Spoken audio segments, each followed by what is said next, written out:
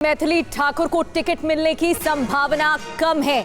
मैथिली ठाकुर से बीजेपी प्रचार करवाना चाहती है। सूत्रों के हवाले से ये बड़ी खबर, एक तस्वीर सामने आई थी जो आप टीवी स्क्रीन पर देख रहे हैं। बीजेपी नेताओं से मैथिली ठाकुर की मुलाकात, जिसके बाद अटकलें तेज थी।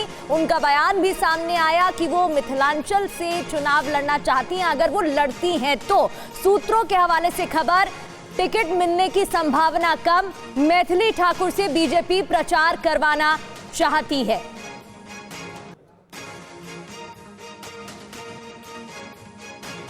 और रुपेश हमारे संवाददाता हमें ज्वाइन कर चुके हैं। रुपेश, जब तस्वीरें सामने आई थी उसके बाद यही सरगर्मी तेज थी कि हो सकता है मैथिली ठाकुर ग्राउंड पर नजर आएंगी, चुनाव लड़ेंगी, लेकिन अब सूत्र तो कुछ और ही बता रहे हैं। क्या इनपुट?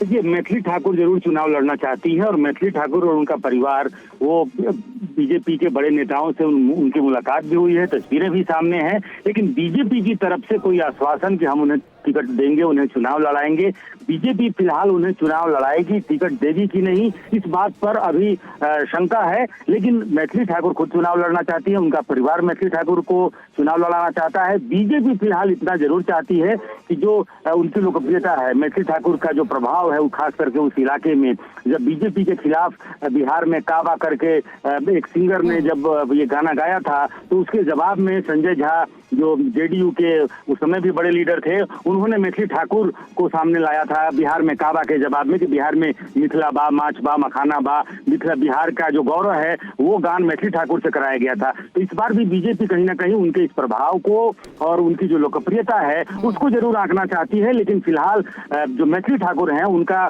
जो घर है वो बेनीपट्टी, जो मधुबनी जिले का बेनीपट्टी विधानसभा क्षेत्र है, उसमें पड़ता है। वो वहां से चुनाव लड़ना चाहती हैं। दरभंगा के अलीनगर में उनका ननिहाल है, वो वहां से वो चुनाव लड़ना चाहती हैं।